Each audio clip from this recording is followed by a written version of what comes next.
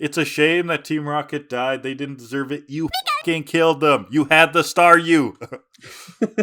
I can't get over this. Can't get over these hypocritical little bastards and their murdering. All right, hello everybody. Welcome back to the podcast. You know what you're listening to. It's To Kill A Delibird, the podcast where I lie directly to your faces because I said last time we're looking at 2 episodes, but we're actually looking at 3. I'm Kellan. You know who I am. My co-host is back as per usual. It's Graham. How you doing, Graham? I'm doing awesome, Kellan.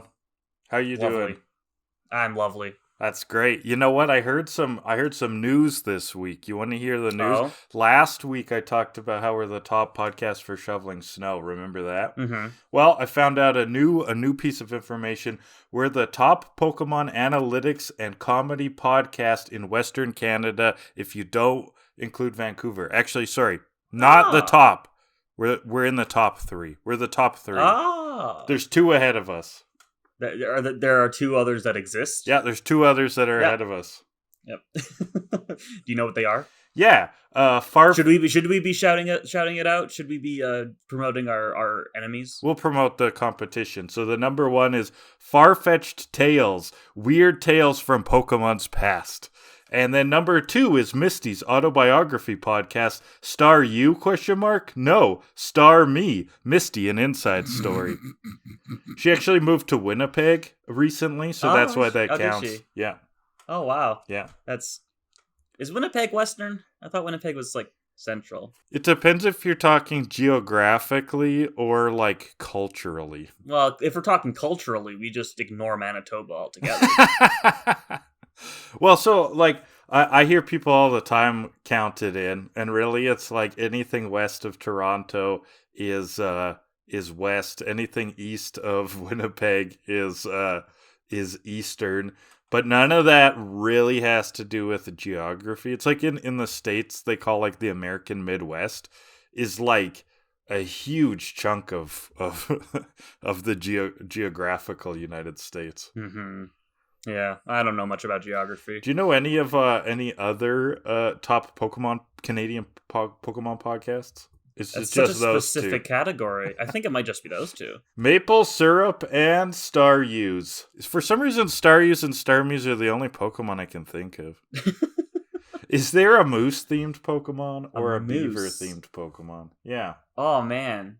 Well, there's Bidoof. He's beaver. Oh, Bidoof is you can't forget beaver. You can't forget about Bidoof. No, I love that weird fucker. I don't know what Everyone I didn't loves realize. Bidoof. I didn't realize he was a beaver. I don't remember what game he's from either. Diamond and Did I even Pearl. play You it? played that one. Oh, I played that one. Okay. Yes. Nice. You just don't remember anything, do you? But beyond Red and Blue, Summer Gold, Man. Pokemon Pinball. That was my favorite Pokemon game. The most important game in the franchise. Dude, that game rules. Really? It had a Rumble Pack. I've got it. It's pretty fun. Shout out to the Poke Boomers who remember Pokemon Pinball. It had a Rumble Pack that stuck out of your Game Boy, and you had to put a battery in it. Back in the ancient times when Rumble wasn't just in the controllers. Exactly. Crazy stuff. Crazy. Hey, guess what, Graham? What? We are on episode 8. We're almost at 10 episodes. Ooh, isn't that wild? We're almost at double digits. It's been a wild ride. It's been a wild 7 2 weeks. months of podcasting. Yeah. All right. Well, today we're taking a look at 3 episodes. Last time I said, we're going to do 2, and then I finished watching Pokemon Shipwreck and realized, oh right, the next episode is a continuation of this one too. So we're doing 3, which is fine because we had to do 3 in a couple weeks anyway to set us up for the Sabrina arc. So it's just nice to do it right now. So we're looking at episode 15, Battle Aboard the St. Anne, 16, Pokemon Shipwreck, and 17, Island of the Giant Pokemon. How did you feel about these episodes? Pretty good. It's a self-contained little arc. I don't really know if it has a whole lot of implications on the broader story. No. Beyond sort of moving our heroes a little bit forward, location to location. It's kind of self-contained. It lets them tell some sort of goofy allegory kind of stories, and it's full of very obvious literary references, painstakingly obvious. So we'll get into that. They're fun enough. They're not top episodes by any means. I thought they were bangers. Top compared to what we did last week, though. Electric Shock Showdown? Well, it's also a banger. They can all be Also a bangers. banger. That's okay. Well, this is like a bang-e. No, like a Ugh, like a mini bang. No, I don't like that either. No, these were good. These were good. Are they the bangest? No. I thought they were good. I enjoyed them quite a bit.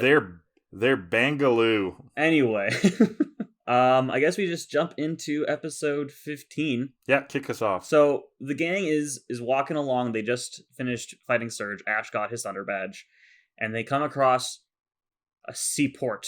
A bunch of ships coming across, and they start dreaming about how they would love to cross the ocean on one of these giant ships. Has Ash's ship finally came in, or Nope. will our heroes be cruising for a bruising? Got him. That's the narrator. Good old narrator. I love the Do narrator. we ever meet the narrator? I Is he a highly doubt it. character? Oh my god. That'd be awesome. Oh my god. What if in these last episodes we get with Ash, it's revealed that the narrator is his father? Oh. Oh. Wouldn't that be something? Or the narrator is... Okay, what's the name of the, Pokemon creator? It's not Shigeru Miyamoto. It's, do you know his name? Oh god, what is it? I actually can't think of it. What if it's him? I created you. I am the god. Satoshi Tajiri. That's who. Satoshi. Yeah. Yeah. So, back to the content, though. They see the ship. And they're simping over ships. Mhm. It's like suddenly they're, really into ships. They're like, man, to go on a ship, that's the dream. And Yeah. Misty... wants to party, hang out on there. She's bummed because they don't have the money to go on a cruise. And this is when Team Rocket appears. Mhm. Well, Ash first says, reality can really bum you out, which fucking Wah, mood. Yeah, Misty gives a Relatable. face that I thought is pretty funny there if you're taking screenshots. Yeah, so Team Rocket shows up in disguises again. Of course, our heroes don't recognize them because they're idiots. Let's talk about their disguises. Are you aware of what their disguises were referencing? Absolutely not. Okay, so this is sort of like we've dove into a couple different Japanese countercultures that have popped up in different times of Japan. This is a kind of fashion counterculture called gyaru.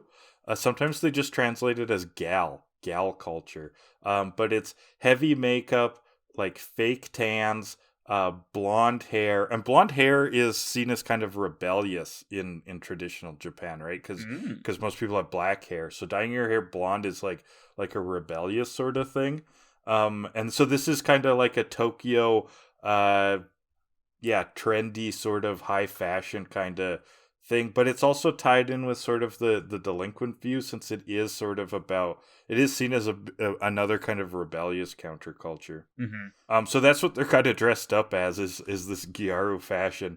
But both James and Jesse are dressed up in it, and I think to get across this sort of that they're kind of like an upscale, fun fashion sort of crew. I don't know what the equivalent would be in Western, so they really make their language kind of silly and over the top. They say radical a lot. Yeah, and James makes this cool noise. You want to go for it? Cool! Every 5 fucking seconds. I know, it's insane. These tickets are totally free. Do people even say radical anymore? Cool! Cool! So that's Team Rocket's disguise. And they're disguised to give them tickets on a ship called the St. Anne. Yeah, the Saint Anne, which is Right. not correct. At least in Wah, the wah. English games. It's supposed to be the SS Anne. Come on. And St. Anne, okay, you got to give the listeners some background. It could have been a while. I totally remember everything perfectly. But for the listeners, Of course. What's St. Anne? What's the SS Anne? How does that connect in the games? The SS Anne is a boat on the port of Vermilion City. When you go to see Bill, he gives you the ticket that'll let you get on the boat. And getting on the boat gets you the HM for cut, which allows you to get into Surge's gym. So in the anime, it's a little backwards. You're supposed to do the SSN before you do the third gym, but Ash got the badge before going on the ship. But whatever. I who cares about continuity, right? I do. Yeah, you do. Yeah. So the ship, you get on the ship, you get the HM for cut. You get off the ship, and the ship sails away, and you don't see the ship again in the game. And that's the context. It's called the SS Anne in the game. I believe it is called the Saint Anne in the Japanese game, which is why it's Saint Anne in the anime, and they just didn't change it for the dub. Yeah, one theory I saw is just so that they didn't have to touch up any of the animation. If there was like Saint Anne. Well, I'd call that smart money management, but sure. Any child that played that game would know that that's not the right name for the ship. You really feel strongly about SS versus Saint? Well, it's what it's called in the game. If it was called Saint Anne in the game that I played, then I wouldn't give a shit. In the game? How would they do this to us? Exactly. That's how I operate. Have you not figured this out yet? Well, I'm learning. Ugh. Anyway. Cool. So Team Rocket runs off into this lighthouse or something, and in this very dark, intimidating area, they call the boss. For the first time, we see the boss. The Team Rocket boss. This scene now, yes, they go into this lair. I don't know where this lair came from that's in a lighthouse. And this has Mad Inspector Gadget energy. I never watched that. Oh, Boomer versus Zoomer again. That's an old cartoon. I know what it is. I was never seen before your time. Yeah, well, the bad guy in that is always like in the shadows and over a phone call, and I'll get you next time, Gadget. He looks like the boss here, and he's petting a cat. Yeah, so the boss, who, I mean, it's Giovanni. We know that. Because spoilers. Oh, yeah, whatever. Yeah. The boss has a Persian, which is the evolved form of Meowth, and Meowth is hella jealous about it. Yeah, Meowth is really, really jealous of this Persian, which is an evolved Meowth, right? Mm-hmm. And the boss says that it's perfection. Oh, even the boss loves puns. Oh yeah, Team Rocket is the pun unit, the pun army. Mm-hmm. So Team Rocket was handing out tickets to all these trainers. It was a plan from the boss. So they're all going to get all these trainers on board the ship so they can steal all of those Pokemon. Yeah. So that's why they had Team Rocket dressed up as Gyaru and handing out tickets to the ship. Mm-hmm. And the gang boards the ship, and there are trainers everywhere showing off their Pokemon. You know, look at my Charmander, look at my Squirrel. And of course, Ash with his big-ass head's like, no, mine's better. Mine's better. He doesn't even know what he's competing about. Mm-hmm. I liked now that we see inside the St. Anne, it's this big bougie party, kind of this socialite upscale sort of thing. But it's also, they say it's kind of like a Pokemon convention, because it's just full of trainers, because that's who Team Rocket was targeting. And they've all got their Pokemon out, talking about the Charmander's flames and the Charmander's skin, and oh, my Squirtle's shell is so hard. Yeah. Weird flex, dude. Yeah, since I don't know. I don't have a turtle, so I don't know if a hard shell is what kind of metric that hardness is, but whatever. So we see a battle between a Starmie and Eradicate, owned by this weird magician-looking dude. Yeah, he's fancy as heck. Mm-hmm. He's got a top. Let's describe this guy. He's got a top hat. He's dressed to the 9s, to the 10s. I don't even know what that phrase means. He's got a big mustache. He's got like this New York socialite accent. You know, he's like railway money kind of thing. Mr. Monopoly.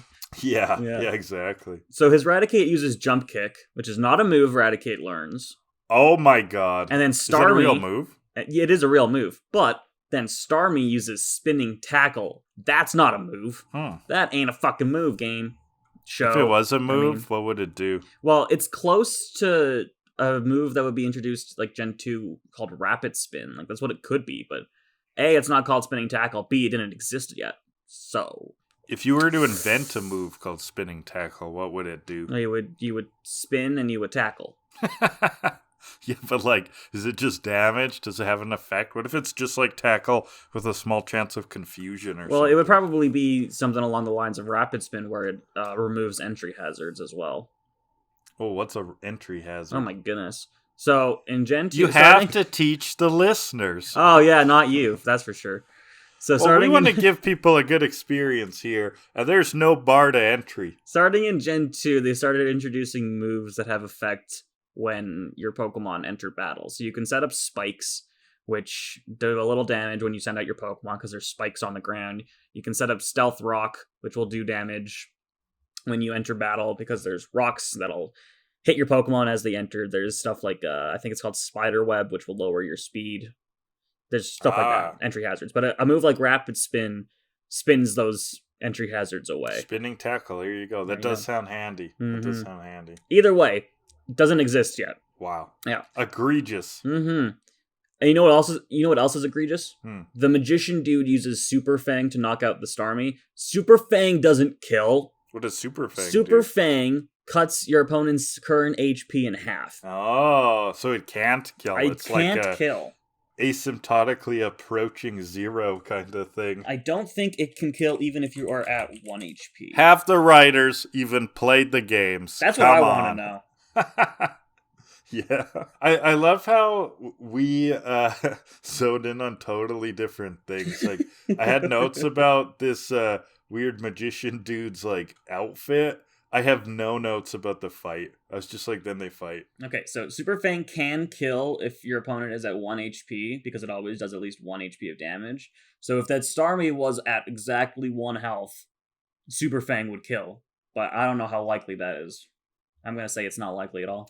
Heard it here first, folks. Not likely at all. Not likely at all. The verdict. So, the Hyper Fang, that fight resolves. Ash jumps in, right? Yeah, the guy is like, who thinks they can take my Eradicate in a battle? And Ash is like, me, of course, because Ash is Ash. Ash is Ash. Ash is Ash. Ash is a shonen protagonist, which means he runs into situations without evaluating them at all. Every challenge is just his playground. Yeah, so he fights the Magician Dude using his Butterfree, and we get a fun little animation sequence of the fight where they're just like running at each other in midair a bunch of times over and over again. Very, easy animation, but it made me chuckle. But it looks nice. Like it's, and the fight before that too, the Eradicate and Starmie, they look good. They get you going. Yeah, the fights are getting better. They're definitely they're getting better. I think they got a little extra budget. They got some money. Money. I think it's costs they saved on the writing. Am I right? Oh, there you go. Wow. It's the time they saved not playing the games. Heyo. So this piece of shit magician dude sees that he's gonna lose and decides to call the battle a draw, like a dickweed. Yeah, I was gonna ask you about this. Like, he's clearly losing, and then he says, "Why don't we just call it a draw?" Like he's like a bit of a swindler, taking advantage of a naive kid. And Ash is annoyed about that because he was winning. Can you call a draw in a Pokemon battle? Nope. No. Well, league rules. In online battles, you can forfeit a match, but that's not a draw. Right, that's a resignation, right? Yeah, that's like in chess. You can propose a draw in chess to the opponent, but you can't just state a draw. If you do, you're resigning, and that counts as a loss. So we meet some sales guy at some stall. James is walking past. So this is back to Team Rocket now, yeah, because they're surveying. They snuck on because this was their plan all along, and he runs into this sales guy at a stall. Oh boy, this part. Yeah, the guy. Do we want to get into this? The guy tricks James into buying a Magikarp, essentially. Oh, you're jumping right into that. Okay, so you're not going to point out that this seedy salesman, who also is dressed as a Japanese sushi chef, has a very racist Mexican accent. I did not catch that. This show loves their hokey accents, and it was the 90s, definitely a lot less cultural sensitivity. His accent is not okay. I love doing the accents, terrible at them. We're not going to do this one, and it really put me off, and it was strange, given that he clearly looks like a sushi chef. That's why he's sort of selling Magikarps, I guess, but with this. Oh, come on. 4 kids dubbing. They're just like sticking a racist Mexican accent. That'll get the kids going. Yeah.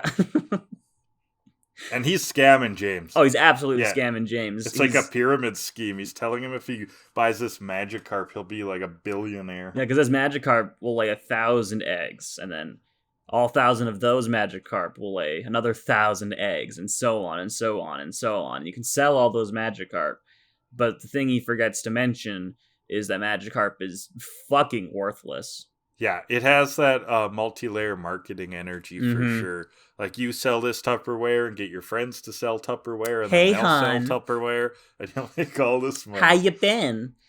It's been a while. I want to present this amazing opportunity to you. Do you want to make? Do you want to make 6 figures working at home? Yes, I do. Yeah, I would love that, actually. I do. Wait, you don't have a deal for me? Unfortunately, not. Oh, I thought you had a deal. No. Unfortunately, I don't have anything to sell. If I did, I would not be broke as hell. Well, yeah, you don't understand multi-layer marketing then. You're supposed to loop me in to where I spend money. Well, I think that I'm making money. I haven't been looped in yet, so how am I supposed to loop you in? Well, I was talking to the character you were being. Well, I don't know. I'm bad at the whole improv thing. You know this. We're trying. We're trying our best here. We cut back to the gang after James has bought this Magikarp, and they're shoveling down food. The magician man and his partner come back, and Brock, we got a good old horny Brock moment. Oh my god, Dewey. I loved this one. This one was funny. Yeah, the rich guy has a fancy looking wife. Yeah. Cocktail dress. He starts talking about trading Pokemon to Ash, saying, friends trade their Pokemon, and they trade those Pokemon, and that's how you form friendships. He wants to trade his Raticate for Ash's Butterfree. And his wife starts talking about, starting friendships. And Brock goes, well, why don't you and I start a friendship right now? Yeah, and Ash is just learning about trading. Yeah, he never learned about trading before. As are we. This is like the first idea of trading. Because in the games, you can trade Pokemon around. People did this with cards too. Like, trading is kind of integral to the series. And here's where they explain what a Pokemon trade is. That, if 2 people agree, they can trade the Pokemon. Brock is sometimes the voice of reason and wisdom, except for when a woman is involved, that he's just like a stupid idiot, because he's like, Ash, trade it, just do it, Ash. Yeah, he is absolutely smitten, like more so than I think of any other horny Brock moments we've seen. Oh yeah, he's like, they've cast charm on him. Mm-hmm. He doesn't even know what's going on. He's just pushing him into a trade. So Ash, like, he's just like, I guess if this is what you do, like, sounds good on principle. Ash isn't that great at introspection. He thinks that he just does things, thinks it through later. So he goes along with this trade.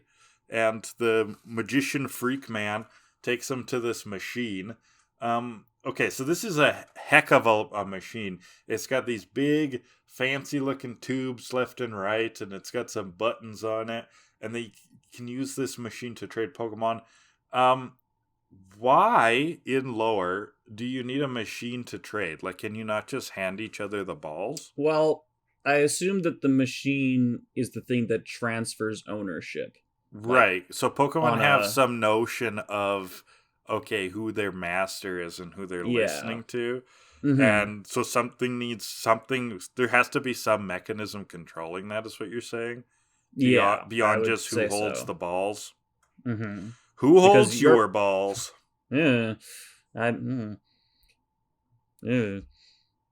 holds Ash's balls? No. Who holds the magician's balls? His wife. Brock. Brock was actually simping over the magician. Oh, I love your mustache. Anyway, yeah, I think like the ball has some sort of like legal attachment to yourself. Right, there's got to be some is mechanism the thing that transfers in there. Yeah, that. and the machine like calibrates it, alters it, whatever the word would be. Mm-hmm. Either way, you need a machine to do it. And it's a heck of a machine. It looks cool. It's a big-ass machine. You're like, what's that machine? Mm-hmm. So Ash goes ahead with the trade. He trades Butterfree for Raticate. Yeah, why would you do that, Ash? He's just like, he's just been introduced to this. He jumps into things, man. It's a novel concept. Let's do it. And we get a lot of jump cuts throughout all these episodes. right? Because we're switching between characters constantly, and big storylines of both Team Rocket and kind of the usual gang. And in Team Rocket, they're giving James absolute shit for being a sucker. Why the They are heck would you buy that?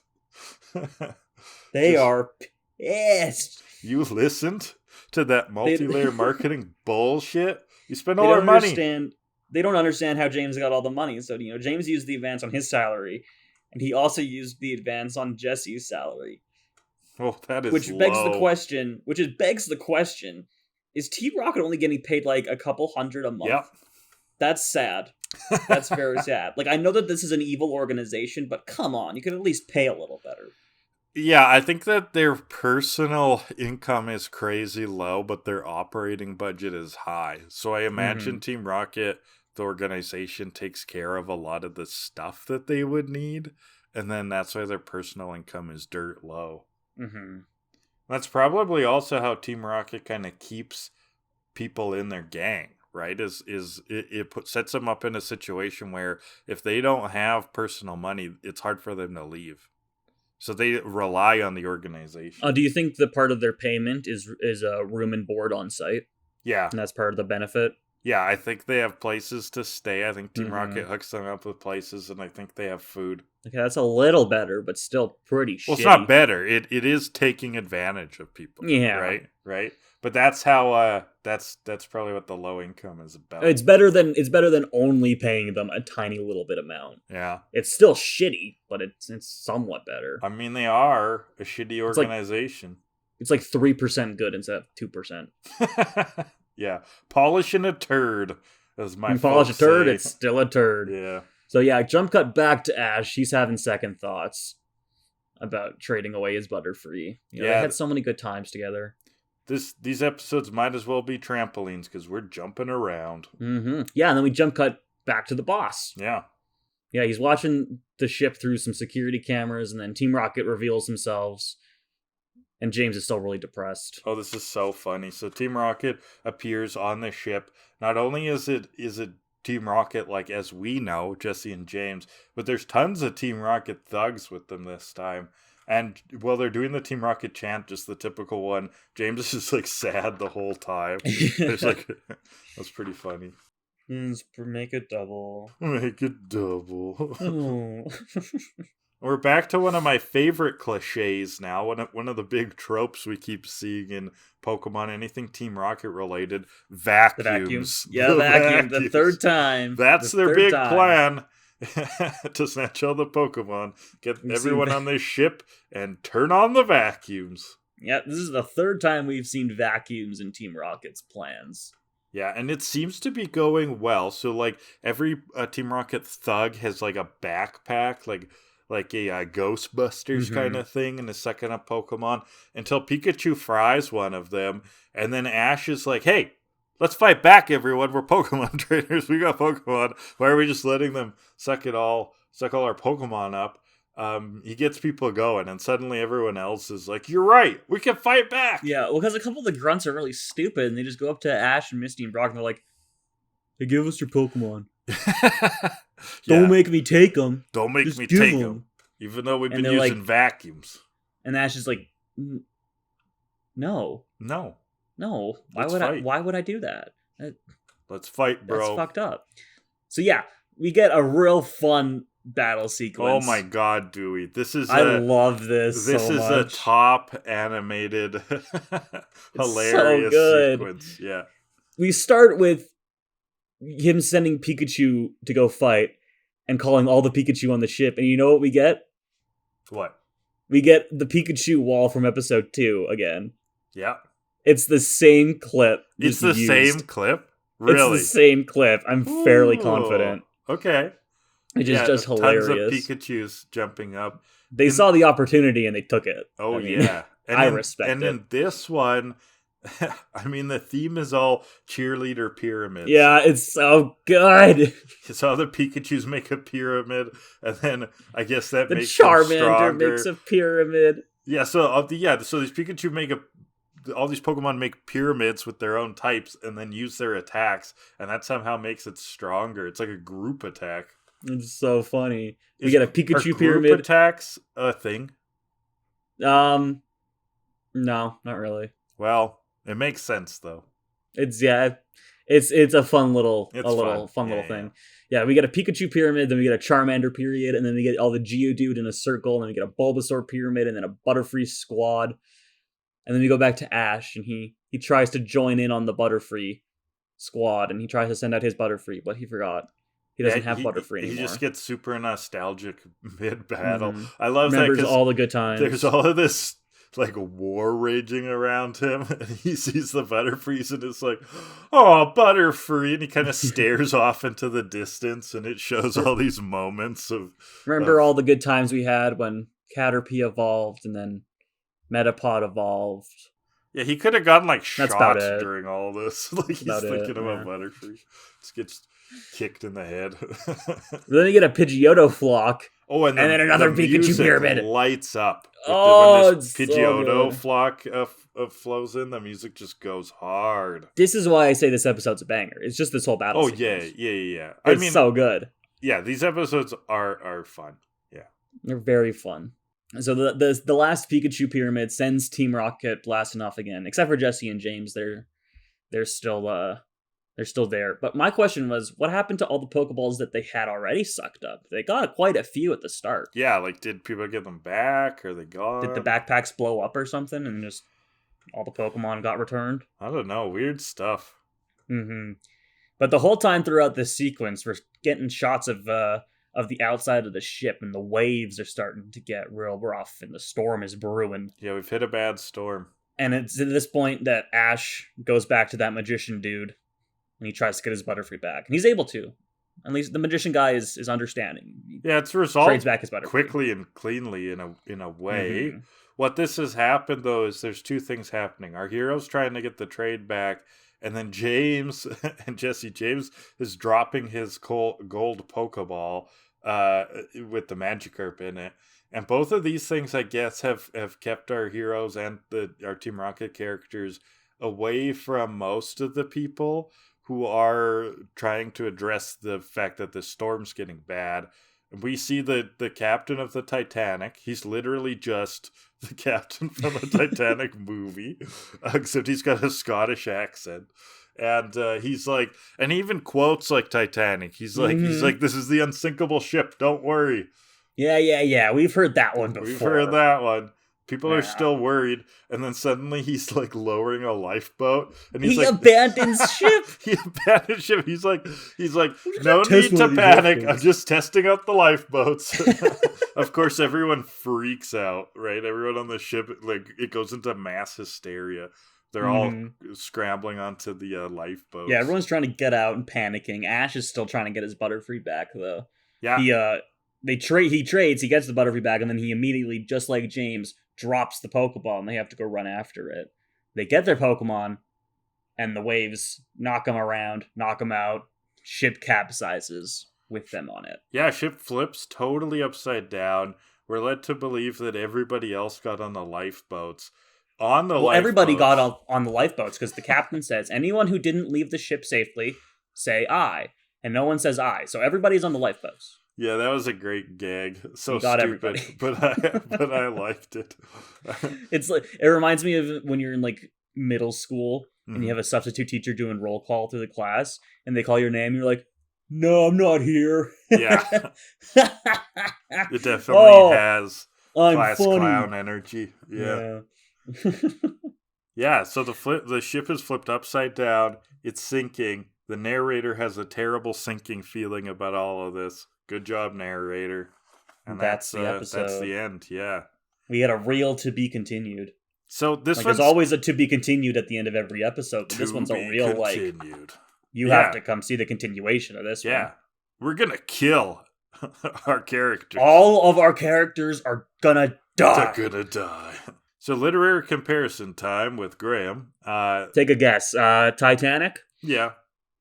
That's what. Like, here's the thing: you could name a bunch of stuff on a boat, like anything with a boat, anything with a boat, anything with a sinking boat. Like a Dead Awake is a by Eric Larson history book about the sinking of the Lusitania. I don't think any of that's interesting. Oh, there's a boat. Oh, there's a boat. Great. So I picked a different one. We like doing yoga on this podcast. We're taking our Ugh, no, we stretches. don't. Yes, we like stretching. You love a good No, stretch. I really don't. So, a book I like quite a bit, or I liked it when I read it. I haven't read it in a long time, though. Remains of the Day by Kazuo Ishiguro. There is a pretty infamous movie starring Anthony Hopkins about this that adapted this book. It is about a British butler, sort of like, I believe it's turn of the century up till World War II kind of era, a little bit after, and it's about the butler for an aristocratic house in England while the aristocrats of England are sort of leaving. This is becoming less of a thing. It's sort of like the old world British Empire, and we're seeing how that's changing. One of the big kind of spoilers in this book is that the person that the master of the house that the butler has spent his whole life following and serving is a Nazi sympathizer and is actually working with the Nazis. But we only see all of the story through the butler's eyes, who is an unreliable narrator because he's attached to this. But how this connects to this episode is, by the end, in reflecting on his life and what he's done with it, there's quite a bit of regret in him. He regrets not pursuing love, not having a family when he could have. He regrets tying himself to a sinking ship, that being the British Empire. We're stretching. Both literally and metaphorically. Yeah. Look at that. Exactly. So I'd like to hone in on the regret in this episode, because that's the theme that Ash is really feeling, right? Like he instantly has regret, and he's sort of thinking about, okay, what are the things that society wants of me? Like, what are the rules, the literal rules, and what do I want? What does my attachment to Pokemon mean? And that's the part of the episode I found interesting. Yeah, you and me definitely pick up different things in the episodes, because all I remembered was Ash felt regret once, and you're like, Hyper Fang, spinning tackle, there's this thing here, there's a number, blah, blah, blah, banger, Pikachus are standing on each other, thank you. Okay, but the Pikachu standing on each other is just a fucking great moment. Fucking cute, yeah. It's so good. Very cute. All right, are you rating this episode? Let's rate it. Let's do it. So, reminder to the audience, we got the 4-pour, the plastic ping pong pitcher of objective ratings. We're going to pull categories randomly out of it and rank the episode based on those. What do we got first, Kellan? I'm trying to dig around in here because this picture is not big enough, and I'm just trying to not pick right off the top. So it's a little tough. But our first one today will be Sweet Sentences. Sweet Sentences. Oh, That's I wish category. that we had that in the next one, because I wrote down a sweet sentence for the next one. Because I don't know if there wasn't a sentence that I particularly loved. There's some decent puns. There's terrible sinking feeling. There is Cruising for a bruising. So that's all the narrator. There's radical, cool. 6. Yeah, I'm going to go with 4. Okay, so 5. Yeah. All right. And second category will be anime mom energy. How do we rank that if there's no anime mom? Well, we can also tag in anime mommies. So any hot older women counts. Oh my god. which would be the magician's wife. Oh yeah. I don't think it's ever explicitly said that she's his wife, but I think we're just assuming. Oh, his consort. But whatever. Yeah, his companion. Well, I mean, if we're talking the magician's wife, I think 8. Yeah. 8 works. Brock's red face says it all. So 6.5 out of 10. Not bad. Had better, had worse. Battle aboard the St. Anne. And lots of stretches to get there. Mm-hmm. All right, that's episode 15. Let's move on to episode 16, Pokemon Shipwreck. Mm-hmm. This is a dark episode. It Like, is this dark. is the most It's serious kind of episode we've had. scary, and it starts severe, right? Oh yeah. Absolutely severe. Like all we left off from last episode, and this clip's right along. We left that the only people left on the ship would be James, Jesse, Ash, Brock, and Misty, and it's sinking. Everyone else got off. It starts. It appears to be the morning, and Officer Jenny is on a Coast Guard ship with a bunch of army officers giving salutes, and she's declaring everyone dead. She's like, Ash, Misty, Brock, Jesse, and James. I don't know how she knows who Jesse and James are, but she's declaring them dead. Yeah, it's a wild start for a Pokemon episode, especially at this point. Like, this is the most serious the show has been up to and including this point. Yeah. Yeah, she's on the ship, tosses flowers overboard in memory of them. They're fucking dead. They're dead. That's the episode. That's the series. All right, goodbye, everybody. Goodbye. But Ash wakes up. Yeah, so they're dead, but they're not yet. Not yet. They might die this episode. We'll see. Yeah, so Ash wakes up, and he thinks Brock and Misty are upside down. And like, no, you're the one upside down. And we cut out. He's hanging on a table by his shirt. I thought it was a funny little gag. That was funny, because the whole ship is upside down. So table's on the ceiling. He's hooked onto the ceiling. There we go. He falls down. And that's when we found out that the ship has sunk. There's still sort of like an air bubble effect kind of thing going on. I guess that makes sense. I don't know how long that would last for. It is filling up with water, but slowly. Yeah. Yeah, so he looks out the window, and we see a bunch of fish swimming around outside the window. They're normal-ass fish, not Pokemon. What the fuck is that? Yeah, you love observing regular animals in the Pokemon Why are there world. regular animals in the Pokemon world? So do you like that, or do you not like that when that I happens? wish it was just other Pokemon. Because I would be sitting there looking at the Pokemon and be like, oh, that's a Horsey, that's a Goldeen. But instead I'm just like, oh, those are fish. You could name the fish. You could be like, look at that mackerel. Look at that herring. They all look the same. Look at that trout. So we zoom out on the ship. It's sunk. Not only is it sunk, it's sitting atop of a rock. It's like perched, balanced on the top of this little spear rock thingy. Yeah, absurdly precarious situation. Mm-hmm. And we cut to Jesse and James. They're fine. They're laying on a beach. They're okay. They're chill as heck. Mm-hmm. Except for the fact that it was a dream. They give a super How could we chill, have seen that coming? They give a super chill Team Rocket chant in this dream, though. Oh, Team Rocket, prepare to fight, and they're just hanging out. They're having a blast. Yeah, and so they start talking about the sun. They're like, "Oh, we're coming down. The sun's getting hot, scorching hot." They wake up and like a broken oven is like on haywire and it's scorching them. Mm-hmm.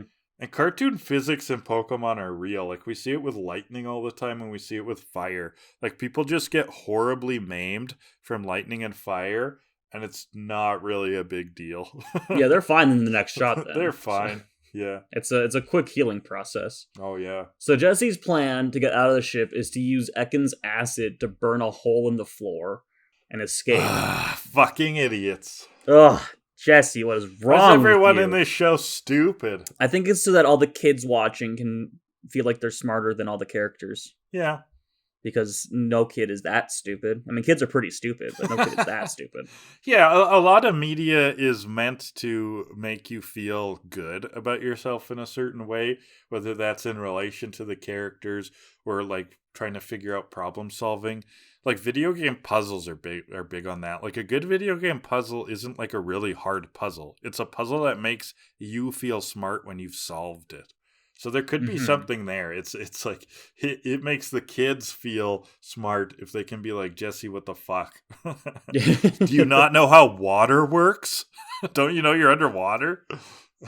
So the ship is slowly sinking, and but they want to find a way down into the deck, which is now on the bottom of the ship because it's capsized. Misty uses Goldeen to help find a way out, but she finds a drowning Team Rocket and brings them back to the surface instead of letting them die. Yeah. Good job, Misty. Mm-hmm. Upon seeing Team Rocket, though, Ash is like, oh my god, it's these guys. We gotta fight. this is what's most important right now. We have to have a Pokemon battle. Right, so Team Rocket, they had kind of been knocked out because they almost drowned. And they pop back up when Misty rescues them. They pop back up so quickly, and it's all about fighting right away. Yeah, they forget about the fact that, like, they could die soon. This is Ash's priorities in a nutshell, and this is that shonen protagonist cliche again. They want to fight all the time. They only see one thing. Like, this is Luffy from One Piece, Naruto from Naruto. This is Goku from Dragon Ball. They just, like, they don't care about life and death situations. They care about winning. Yeah, it's stupid. Oh, it's so dumb. But it's Ash, so what else do we expect? And it leads to a pretty good gag. Do you want to lead us through this Scooby-Doo-esque bullshit? Yeah, so they have all their Pokemon sent out. They got Charmander, Bulbasaur, Squirtle, Geodude, Ekans, Coughing. They're all out ready to battle. And then they end up, like, tilting the ship and falling down the hallway. And they're like, "Oh my god, okay, Pokemon, run to the other end of the ship." And so all the Pokemon run to the other end of the ship. And the ship tilts the other way 2 miles. I'm like, "Oh my god, okay, run back. It'll be okay. Come back here." And it tilts the other way. And then, no, go back. Geodude, stay here. Yeah, they end up in this almost like relaying this like puzzle to the audience where they're like, we need to make both sides equal weight, but we can't have opposite teamed Pokemon on the same side because they'll battle. It's like that logic puzzle that's like you've got a fox and a chicken and you got to get them across the river, but the fox and the chicken can't be on the boat alone at the same time because the fox will eat the chicken. It's like that. Yeah, and Ash and Brock are more concerned about the Pokemon battle than they are about dying. Yeah, Misty is the voice of reason. Misty's the voice of reason, yeah. Like, would you rather die or would you rather have a Pokemon battle? Like, or would you rather save your life? And Ash is like, 50-50. No, they let me think about that. Yeah, let me think about that. So they form a truce. The Pikachu ain't having it. He shocks Meowth, which was funny. Yeah. There's some good Pikachu moments in these episodes. There's some good Pikachu moments in every episode. Yeah, but there's some really good Pikachu moments in these episodes. So Misty knows all about the structure of the ship, apparently. Okay, she built a model once. Big sigh. I don't think that's how models work. No, so she built a model of the Saint Anne, the SSN, and she's claiming that because of this, she knows how the layout is, and she knows some intricacies of how it's built. And this, I do not buy this for a second. Nope. Because, and it's not just about the things she knows. In the first episode, when they're looking at the boats, and then they get a ticket from Team Rocket for the Saint Anne, they're like, which one's the Saint Anne? Oh, yeah. And then suddenly she's the Saint Misty Anne expert? Where the fuck did that come from? Did she build this model in the last, 5 minutes? That's Deus Ex Machina. That's all Pokemon is. It's stupid Ex Machina. Yeah. That's what it is. So they need to get out of the ship. Brock uses Onyx to make a staircase. Now here's something that I took pause with. So the Pokemon were the cause of the weight shifting in the earlier scene. I added up the weight of all of the Pokemon from that scene. Pikachu, or not Pikachu, awesome. He wasn't running around. Bulbasaur, Charmander, Squirtle, Geodude, Ekans, and Coughing were the ones running from side to side. Shifting weight, together, those Pokemon are 115 pounds. Awesome. Onyx, Brock sends out Onyx to make a staircase. Onyx is 463 pounds. How is Onyx not shifting weight at all? Oh, yeah, and compared to the relative buoyancy with the outside, those comparatively light Pokemon, why were they even having such an impact before? Mm-hmm. And then Onyx doesn't? Have I told you before? I love when you do math on the podcast. This is what I tune in for. Shout us out in the comments if you like when we do math. Please shout us out in the comments. Graham is desperate for it. Please shout us out about anything. Maybe not anything. Got to be careful what I ask for. Yeah. Shout us out about the sweet, sweet math, though. Yeah. Anyway, it makes no fucking sense.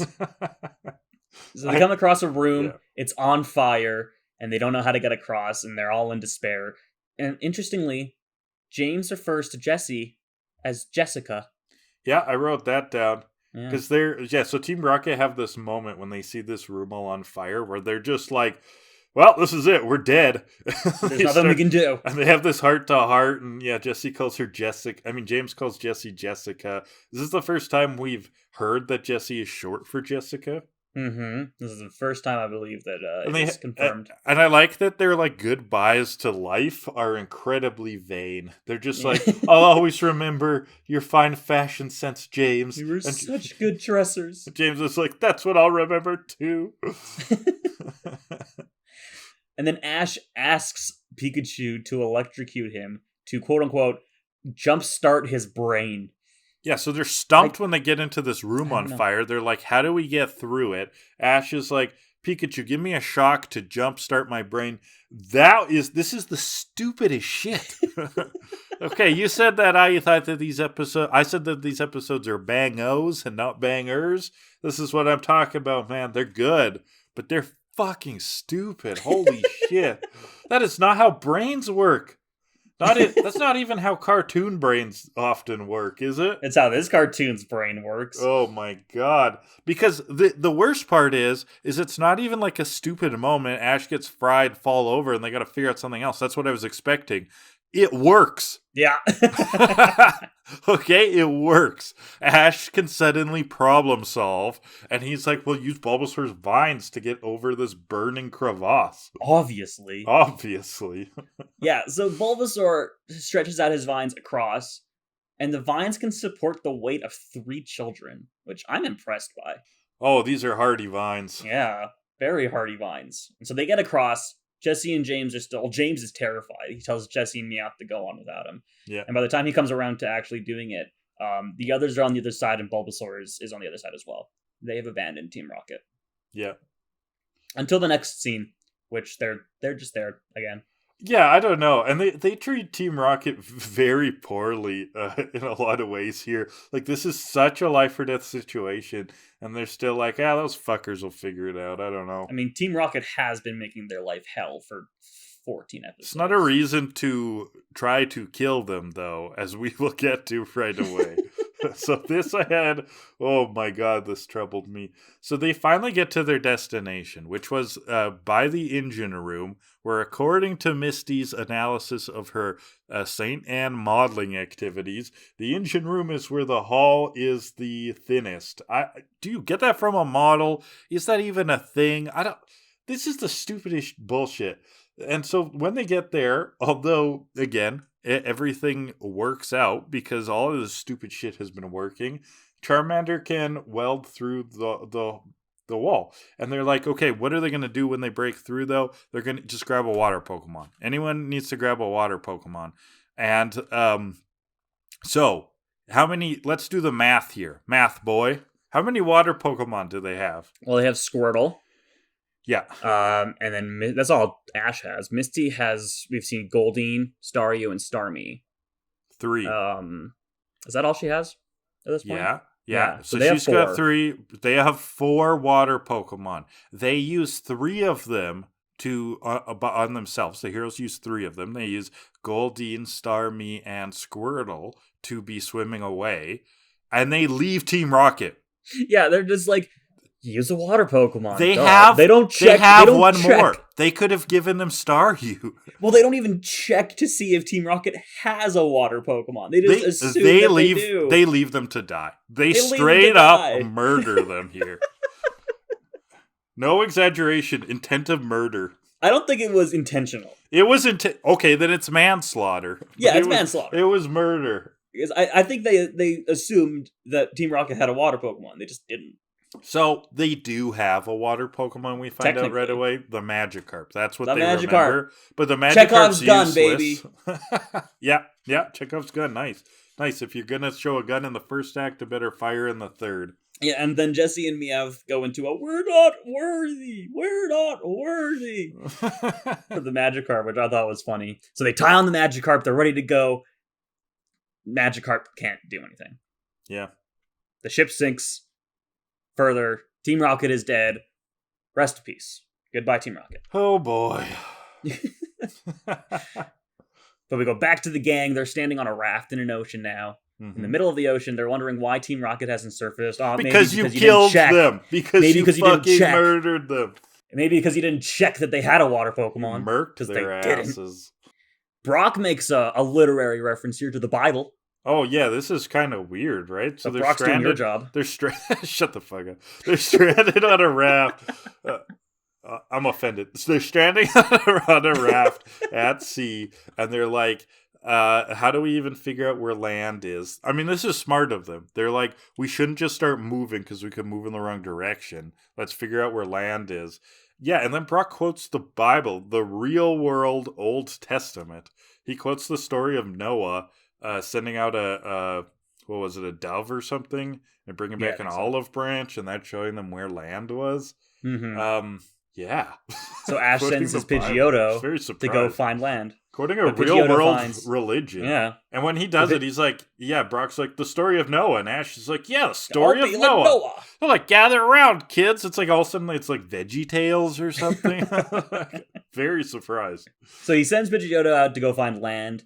Yeah, Pidgeotto finds Team Rocket instead, who somehow were able to get to the surface. Yeah, we don't. It doesn't really explain how. They probably just floated. Yeah, to the surface. I guess so. But they're dead. They're 100% dead. Yeah.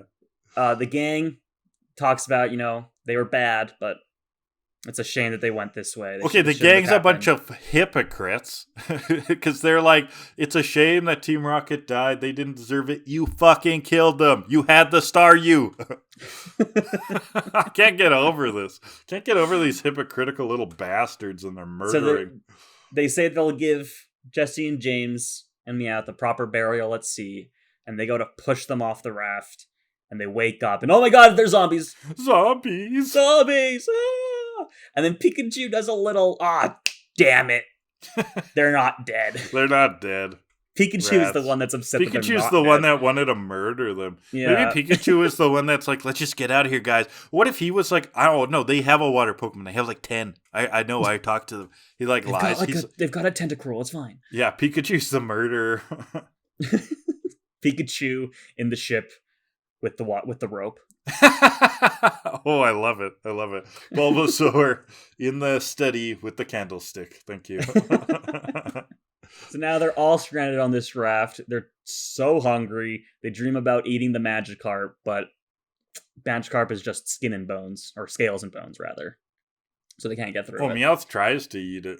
Mm-hmm. Well, he tries to eat it, yeah. His teeth can't get through the scales. And then they go full-on abuse of this thing. James starts beating him. Yeah, so James kicks it into the ocean, and then it evolves into Gyarados. And I wonder, do you remember in our first episode, when we recapped Detective Pikachu? Sure.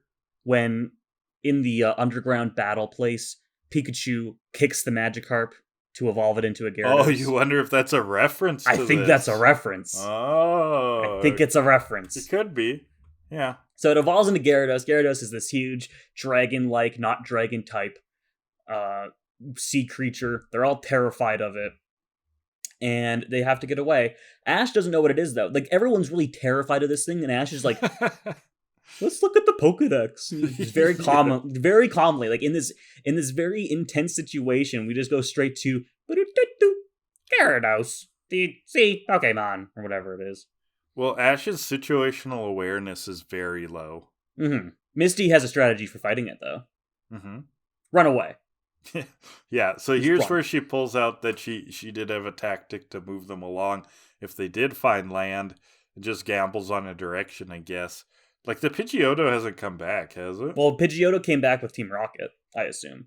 Oh, okay. We don't really know about land, though. But yeah, they start running. Like, they put the Pokemon, the water Pokemon are pulling the raft. And that's how they're kind of dodging the Gyarados. Yeah, so they're zooming off into the ocean. Gyarados is following them really quickly. Gyarados stops, though. And they think the Gyarados is just out of energy. But Gyarados is gearing up for its ultimate attack. Dragon Rage, which is a pretty shit attack in the games. Yeah, let's hear about that. Dragon Rage does 40 damage. Okay. And that's it. And that's not much? It could be a lot in the early game, but once you hit how much damage does a punch to the head do? Probably more than 40. Okay. I think. Like a drop kick that's like a 50? Yeah. Well, a punch to the head is like 60 base power with a 30% chance of traumatic brain injury. Like, what about a yo mama joke? How much damage does that do? Oh, like 1,000 mental Oh, damage. burnt, killed. Yeah. You're done. Hell yeah. So it's not that good of a move in It's the really not that games. good. No. But they talk like when he starts using it, Misty's like, "This is the ultimate killer technique. It will destroy us." And some sweet guitar riffs start playing too. I did like this part. He calls upon his brethren, and there's like 5 or 6 Gyarados standing in the sea, going in a circle. They start dancing to do this Dragon Rage, and they cause a big cyclone that picks up all of our heroes and Team Rocket, and we get another to be continued. With a sweet pun, the narrator goes, "Talk about a twist of fate." Wow! Twisting around in a water cyclone. Yeah. And that's the episode. It's very serious. Very serious. And this was the point where I was like, "Oh fuck, right, the next episode is a continuation. We should probably do that one too." Yep. And we will. So literary themes for this part. Lots of shipwreck stories, like the Bulbapedia calls out the Poseidon adventure as a big influence for this episode, and that sounds right. I'm gonna go with the ugly duckling though, because Magikarp getting kicked. This is straight up. Be careful how you treat me when I'm ugly, because how are you gonna feel when I'm hot as fuck? Be careful who you call ugly in middle school. Yeah, it's that stupid meme, which is like always been a little bit of a superficial message, because you shouldn't treat people right. You shouldn't treat people well just because they might end up good looking at some point. You should treat them well because they're other people, right? Like we have a shared experience. And are you telling me that beauty isn't skin deep? I'm telling you that a lot of those stories are superficial as heck, even if they kind of mean well. Yeah, and this is ugly ducking as heck. So like, James kicks the crap out of that Magikarp, and it evolves, and then they're like, "Fuck, he's hot." Oh no, he's hot. All right, are you ready? Yeah, let's get on to 4 poor action. And first category is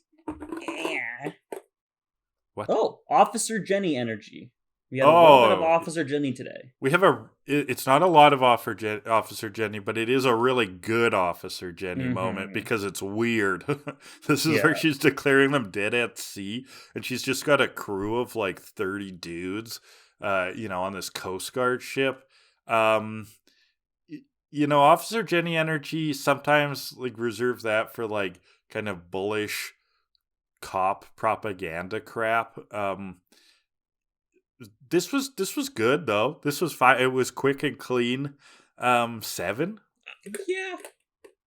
I'm good with you good with a 7? All right. Yeah. All right, and category number 2 will be the jelly donut effect. So let's go take a look at the dub edits. I looked at dub edits earlier. Nothing jumped out at me, but look again and tell me if you see anything nice. Well, there's the Titanic reference was in the dub only. Yeah. I figured that the story of Noah would be a dub edit, but it didn't say it is. Mm-hmm. So just for our listeners, Jelly Donut Effect is calling out interesting, funny, weird translation decisions, alluding to the time where they refer to onigiri as jelly donuts in previous episode. Yeah, there really isn't anything interesting here. It's mainly just line changes. So 1. Yeah, a 1, I guess. What a weak ass episode. What was Jenny? What did we give Jenny? 7. Yeah. 7. So 4 out of 10. Yep. For that episode, unfortunately, bad episode. Shit episode. All right, let's get into the last episode today. Let's get through this quick because we're going to be running a little long. It's a long one, folks. It's a long one tuned. Today. We're having fun. Island of the Giant Pokemon, episode 17. Kick us off. Where are we at? Well, so we were inside of that water cyclone, twist of fate nonsense. That's where we left off. We don't know how much time has passed, but we see our heroes waking up on an island. At least we see Ash, Misty, and Brock waking up. They don't know how they survived. They're like, well, I guess we're alive. That's cool. They're missing Pikachu, and Ash only has 2 Pokeballs. So they're missing Charmander, Squirtle, and Bulbasaur as well, right? Yeah, he's conveniently missing all of the starters somehow. Somehow. And not the other ones. The other 2 are fine. And this is also like a very jump cutty episode. We're back to Mhm. that trampoline, jumping around. Yeah, and And then we so cut to Team Rocket. Team Rocket, well, they're head down, butts up in the sand, and because of course they are, like they would just be in the most comical positions. And a Krabby walks by and pinches them, and they're surprised they're alive. They're like, "We did it again, boys! We're alive. We can never be killed." They like straight up think they're immortal, but then they realize that they don't have their Pokemon on them. They don't have money, and they don't have Meowth. So yeah, Ash lost 4 of his Pokemon. Team Rocket lost all of their Pokemon. Brock and Misty were fine. They They're didn't lose fine. any of their guys Yeah. somehow. And then we cut to Pikachu. I It's a very think Pokemon-heavy episode. Brock is the type of person who would actually have really good gear. Like he would really securely put his Pokeballs on his waist, and Ash would not. Ash is such an irresponsible dipshit. Ash would just like throw him in his pocket. Yeah, he'd be like, "Whatever, man." So Pikachu comes across 3 of Ash's Pokeballs, and he lets out the starters. I just think it's really cute when Pikachu like interacts with the human technology. He like taps all the Pokeballs. Oh, for sure. Yeah. It's cute. And we get subtitles on the Pokemon. Yeah, so now that Charmander, Bulbasaur, Squirtle pop up, they're with Pikachu. They're talking to each other. They're talking to each other in Pokemonese or whatever language it is, like just saying their names. But they have subtitles. This is not a common occurrence, is it? No, I don't believe so. It's the first time we've encountered seen this. Yeah, so they're subtitling what they're saying. And they have like full conversations with quite a bit of nuance and personality. Yeah, there's a lot of personality in this episode when it comes to the Pokemon. Yeah. So they see a Slowpoke land on a rock. They try to get help. Pikachu and Charmander go for help, and the Slowpoke just dips its tail in the water, and that'll come back at the end. He's That'll just come chilling. back at the end. They're Chekhov's gun, baby. That is kind of a Chekhov's gun. It's not used for plot reasons, though. No. Yeah. No. Meanwhile, Squirtle and Bulbasaur are just kind of chilling on the beach. They're just enjoying. And it's nice and peaceful. Oh, quiet. yeah. Oh, yeah. And this is where you get the personalities. So, like, if we remember, Squirtle is kind of like, he's self-absorbed. He is a ride or die homie, but he's kind of like, he's kind of got like a dark, radical, weird sense of humor. Bulbasaur is sort of your... He's really the Vin Diesel from the Fast and Furious crew. He's kind of serious. He's kind of rough. You know, he also kind of likes to do his own thing. Charmander and Pikachu are kind of more of the sweet ones, and they're kind of the socialites. Mm-hmm. Yeah, so Squirtle is being the Joker.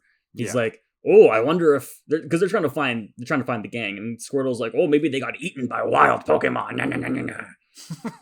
And then Bulbasaur thinks Ash forgot about them. Pikachu and Charmander are the ones that said, no, Ash would never do that. Yeah, this is weird though. This is weird though. If one of the starters was going to be concerned about Ash abandoning them, shouldn't it have been Charmander? I mean, it could have been. It's also that like Charmander, the whole reason he's following them because he wasn't caught. He was following them because he, as a way of dealing with abandonment. So it's pretty deep, and I think that this part is him trying to be optimistic through that. Maybe even lying to himself. He might even be lying to himself here because he can't confront that kind of pain again. Yeah. Oh, it's so sad. So sad. Oh. And so Meowth and the Team Rocket Pokemon are spying on them. Right, so we got which is Coughing cute. and Meowth, and they're spying on them, and they're gonna jump them like Meowth jumps in front, confronts them like scarily, like he's gonna beat them up, and Pikachu's just like, it's just Meowth. Yeah, it's cute because usually it's Jesse and James spying on them, but we get it. We get the Team Rocket spying bit, but it's just the Pokemon this time. It's just the Pokemon stand-ins, yeah. So Meowth tries to do the Team Rocket motto, and they're just not having it. And he's like, I guess the Team Rocket motto is starting to lose its impact. Tell me about it, Meowth. Tell me about it. That is the most boring part of every episode. Talk to me in 500 episodes. I find it a little bit funny when they do it in like weird ways, like when James is sad during it and stuff, but like it's still not that interesting. Mm-hmm. And so he tries to sick Ekans and Coughing on Ash's Pokemon, but they won't listen to Meowth. Yeah, we get a little bit of philosophy here, a little bit of moral philosophy, folks. Mm-hmm. Because the Ekans explains you're not the master, we won't listen to you. And Meowth is kind of like, but we're baddies, we gotta do bad things. And Ekans says there's no such thing as a bad Pokemon, only bad people that command them to do bad things. Mm-hmm. And Meowth has this existential crisis where he's like, but I identify as a bad guy. I'm constantly up to no good. You're telling me that Pokemon are in this weird amoral sort of like we're almost like they're objects, and it's intent of the master that actually has to do with morality. But what do my choices and decisions mean? How does that reflect on the metaphysical world as I see it, and what that means for my own existential reality? Bro. Bro, I don't know, man. Oh, we're deep. And I love when Meowth is like having a freak out. Like Meowth is like he's smoking a doobie and saying some weird shit and just spiraling out of control. I love that Meowth. Yeah, it's great. This is I think Meowth's first example of existential dread. This is his first existential dread. And what do you think about like the philosophy that Ekans proposes, like this no such thing as a bad Pokemon, only bad people kind of thing? I think it makes sense. Okay. Like in terms of that the whole world revolves around this like master ownership sort of conundrum with Pokemon. Mm-hmm. Because like that's how we would talk about animals, right? Exactly. It's like we wouldn't call an animal okay, like let's say like a coyote like eats your cat, like that sucks, but you wouldn't be like it's an evil coyote. It's just a coyote. Animals don't have like a moral compass like humans do. Right, in the same way that we talk about morals. Yeah. So this is like treating them as animals. So then it makes sense that Meowth doesn't fit into that, because Meowth's core existence is weird. Like he's not like the other Pokemon. He physically looks like a Pokemon, but he's Danny DeVito in a Pokemon body, as we've said before. It's been a while since we had a Danny DeVito reference. Shout us out in the comments if you'd like more Danny DeVito references. So Meowth is cornered by Ash's Pokemon, but Coughing and Ekans are having tea. That's funny. I like that. I love those little moments. And they're all sitting around a campfire now at night. Yeah, eating talking some about apples. what happened. Yeah. Talking about what happened.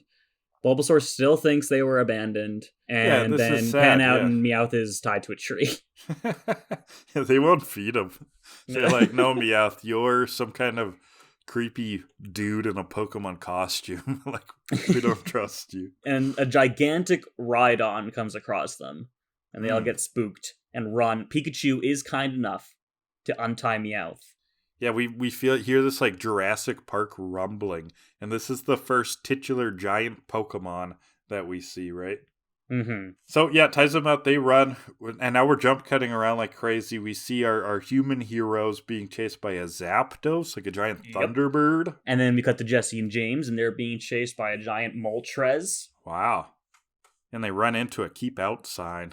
They go, this is a good sign. Yeah, puns. And then we cut back to the Pokemon, and they're sitting at some food stall or something. They're sitting at like an outdoor izakaya, like a Japanese bar. Yeah. like this like slow poke or whatever it is. He's slow like, bro. That's a slow bro. Okay, so the slow bro is like the bar tender, and he's like serving them up Odin, which is like kind of like a stew of items, kind of a Japanese food that you would have with beer. And like they're drinking, they're getting fucked at this bar. What is this place? I wrote down, tensions are rising, emotions are high, slow bro be cooking. Oh, I like that. I'm very confused as the whole context of this. Like, what is this thing doing here? Yeah, and it comes out of nowhere. Like, this whole episode, the main tension has been that there's nothing on this island. Suddenly, there's, like, giant monsters. But, like, they think they're on an abandoned island. But then there's this bar. Suddenly, they're at a bar. Slow bro be cooking. Well, we say there's nothing on this island, but at the start, when Team Rocket wakes up, there's a phone booth. Okay, so in the middle of nowhere. There was a clue very early on that this isn't an abandoned island. But you'd think that the Pokemon would, I don't know, this isn't even addressed. They're not even like, hey, look over there, there's a bar. Hey, slow bro. Like, they're just suddenly at a bar getting fucked. Getting straight dickered with the boys. Cracking open a cold one, eh? Cracking open a cold one. Yeah. So the next morning, Jesse and James go back to the phone booth, but they don't have money. And they say, you know what? We'll call collect. Yeah, to the only person they know rich enough to accept. The boss. And they start doing the motto over the phone. This is so dumb. They're like our one chance to get someone to rescue us. They call the boss, but it's just like they haven't been able to do their Team Rocket motto in so long that it's like repressed. They're like, we got to get it off our chest. It's a drug. It's a drug. And the boss is like, this is bullshit. Goodbye. The funny, charming part about this, I thought, was that the theme of the motto sounds like it's coming through the phone. Oh yeah. It has. So I thought that was this quite charming. muffled effect to it. Yeah. So they use the phone cable to try and find the phone company that they can get off this island. So weird too. They're like, we're inside the booth will protect us from the giant monsters.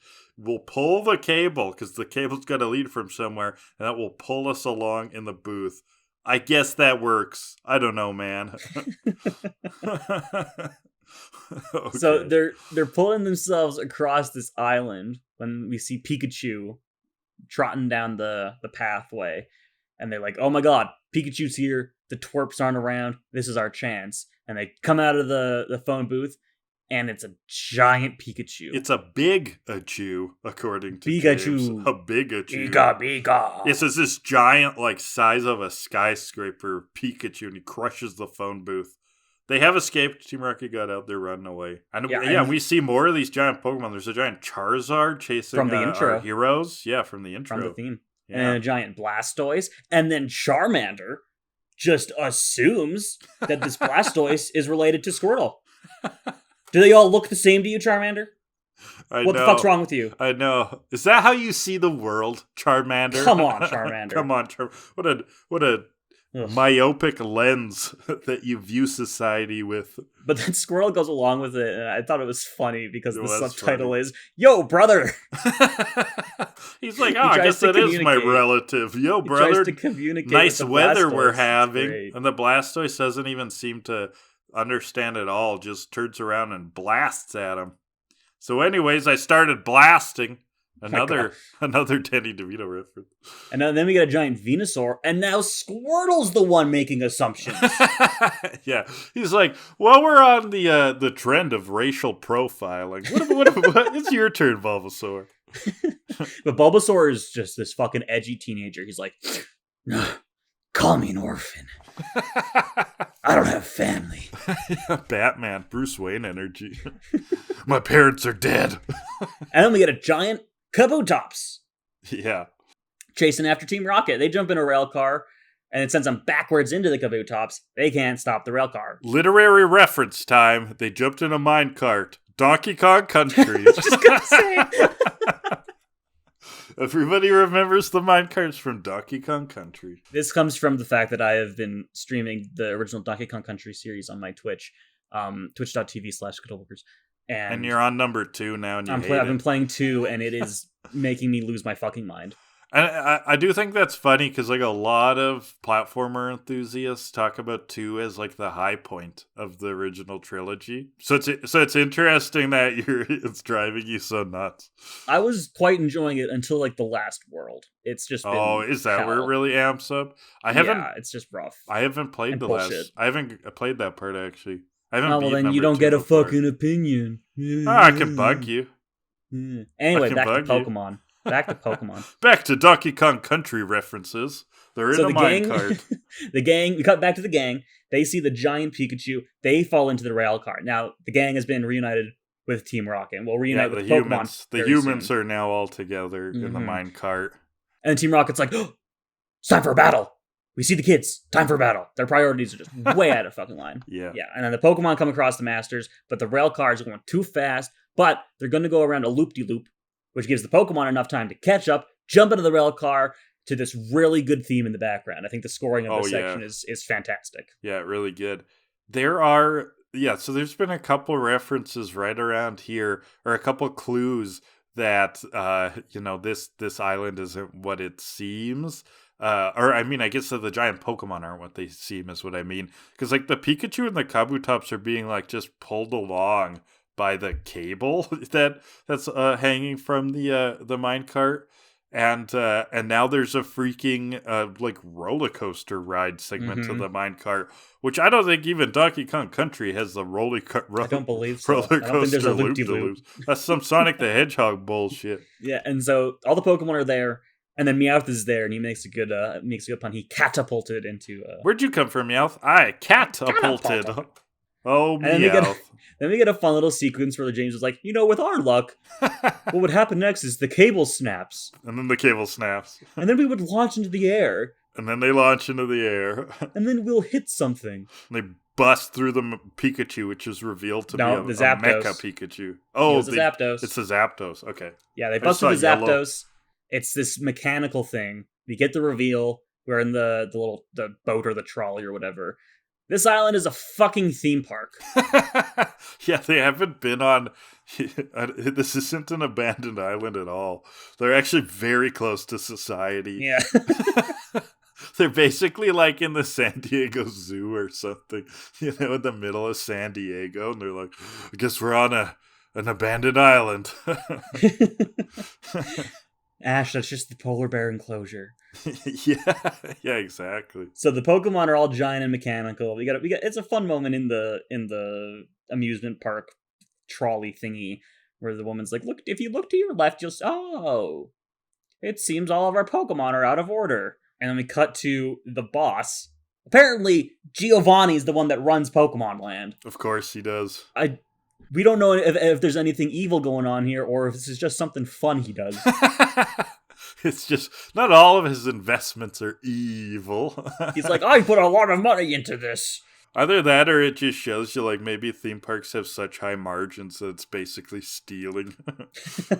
Ooh, interesting. Interesting. And then after a long 3-episode journey at sea and on a quote-unquote deserted island, the gang arrives at Porta Vista, a location that is not in the games. So we'll see a brand new place next episode. Well, this Pokeland is not in the games either, that too. right? Yeah. And then we go back to the Slowpoke from the very start. A Shelder bites the Slowpoke's tail. He stands up, evolves into a Slowbro. And that's the episode. That's the episode.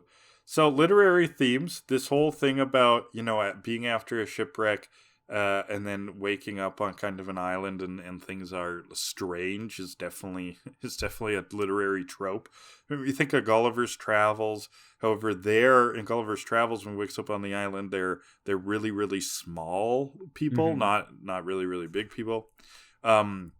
The Mysterious Island by Jules Verne's is what Bulbapedia calls out. And this is a similar tale. After shipwreck, people wake up on an island, blah, blah, blah. In the original book, though, I looked into it and there aren't really creatures. But it was the movie adaptation that added like giant animals, giant genetically modified animals, like a giant crab. And so, yeah, this episode was probably influenced by that movie. It's like a 50s or 60s movie. Similarly, by Jules Verne's, I remember the 50s hit Journey to the Center of the Earth as a kid. I don't know why I watched this, but I did. It's like a 50s movie where they're trying to get to the center of the Earth. And at one point when they're going down there, there's like a mythical land where all these like giant Komodo dragons live. And that has kind of the energy here too. See, I thought that the obvious reference was Jurassic Park. Oh yeah, that too. That's where my mind went. I wrote down. Think of that. It was I did, but not for the right reasons. I wrote down Jurassic Park at the time where they hear the rumbling, like when the Rhydon is stomping. That I was like, oh yeah, Jurassic Park, and then I moved on. I was like, Jules Verne. But yeah, Jurassic Park, that one too. Yeah, whatever. Whatever. Just an obvious reference. I mean, I am interested in learning more, not about this park itself, but the funding model. I want to learn more about the finances of the Pokemon world and Giovanni, what he's getting out of this. Like, what do Team Rocket's books look like? You tune in here for math. Let's get into the finances. I actually don't really like finance, but it's interesting about how finances at all. I don't either. I really don't. Taxes, what the heck are they? But it's interesting thinking about just how this society works. I think that there's lots of interesting clues there. And Team Rocket, man, what does your funding model look like? Because episode to episode, their funding bounces around a lot. Sometimes they look like the poorest mob on the planet, and other times they have like literal robot spaceship things inside lighthouses and all kinds of fancy crap. Mm-hmm. All right, let's get to the rating. For poor. Let me get down into this bucket. Anime sweat drops. Okay, I have been noting them in case we got this category. So this is about when we, see a character and they get kind of this surprised, ashamed. There's a whole bunch of reasons you get a sweat drop animation. There's been quite a few in different episodes lately. I don't recall anything here. Yeah, no, we get a couple. So there's one at 8:29 where we see. Oh, you wrote down timestamps. Yeah, I wrote down timestamps. 8:29, we see Ekans and Coughing have a sweat drop, and I like when the Pokemon have it. I think that has more personality than when the humans have it. It's a little bit surprising. And there's also our racial profiling scene where they're bugging Bulbasaur to go talk to the Venusaur. Bulbasaur has a sweat drop. At what time? I was watching the other one. I don't know that one. I didn't write down that one, but it's in that whole "Yo, brother, nice weather," and then the Bulbasaur. Oh yeah. That part. Bulbasaur has a sweat drop, and then there's when the brake is broken for the minecart. Ash says, "Give me a break," and he's got a sweat drop. So they're at good uses of the mechanic, and they're funny parts, all of them. So 8. Sure, I'm glad I wrote them down because otherwise that one's way too hard to remember. Mm-hmm. Yeah, I've been writing down moments when they fall over. Okay, you do fallovers and I'll do sweat drops. All right, cool. It's a good teamwork. Makes dream work. All right, and final category for today will be Team Rocket schemes. Now their scheme is to get off the island now. They're trying to stay alive. They don't really have a scheme. So. Well, that is their scheme, is to stay alive. Okay. They're one of their schemes is to call collect. They call collect and recite the stupid chant again. They're not even trying to... Yeah, I don't know. 10 out of 10, baby. Really? No. Okay. Because I was going to go like a 1. I was going to say like 5. 5. Okay. So 3. Sure. 3. I like 3 and 8. 5.5 out of 10. 5.5 out of 10. Not bad, and not that great. is what we were doing today. And that is what we're doing today. All of those episodes. We got to the end. This was a massive one. It was a big one. This was more than we expected. This is more than we expected about 3 hours ago. So. This was an island of giant Pokemon. That's how big it was. All right, should we talk about what we're doing next week? Yeah, let us know. So next week... Let me know. We are doing 2 episodes. We are doing our first band episode next week, Beauty and the Beach. Oh my god, Beauty and the Beach. Followed by episode 19, Tentacool and Tentacruel. Heck yeah. So we're seeing 2 episodes, one band. Beach themed. One pulled out of rotation for a while, and then we'll talk about that more later. But our first band episode, which I'm very excited about, I've never seen Beauty and the Beach. I didn't watch it on my my rewatch in December. Okay, I mean, I probably haven't either then. If it so wasn't going to be shown in on 4Kids. It's going to be completely blind for both of us. Wow, I'm excited about blind TV. Nope, this sounds great. Those sound fun. They sound weird and wacky, and that's what I'm here for. Gonna be a good one, and it'll be shorter than today, probably. All right, so where can they find us, Kellan? You can find us in all sorts of places. Spotify, Amazon, Google, Apple, Stitcher, Podbean, YouTube. It's not technically a podcast platform, but it goes there anyway. We're on there anyways. Yeah, and you can reach out to us, if you have comments, feedback, anything like that. Either leave YouTube comments on the respective videos, or you can email us at tokilla.delibird at gmail.com. Really appreciate it if you can leave reviews on the podcast platforms. And if you're using Apple Podcasts or Spotify, set your podcast to auto-download. Really helps the channel. Shout out to our intro and outro music by Alexi Action called 80 Synthwave. Anything else, Kellan? Yeah, if you're watching and you want to give us feedback, please do so. Feedback is always very much appreciated. Or Shout if you're us watching out along, in the comments. or if you're watching along, send us questions you have about the episode you'd like us to talk about, and then we can talk about them. Yeah. If you even have fun ideas of stuff you'd like to hear us do, categories to go into the picture. Categories go in the picture. Questions, even just if you want to share memories of your time with these episodes or with the games or anything like that, definitely open to it. Just love community engagement. So thanks everyone. That's all we got for you today. We'll be back next Monday with 2 more episodes. Monday. Monday.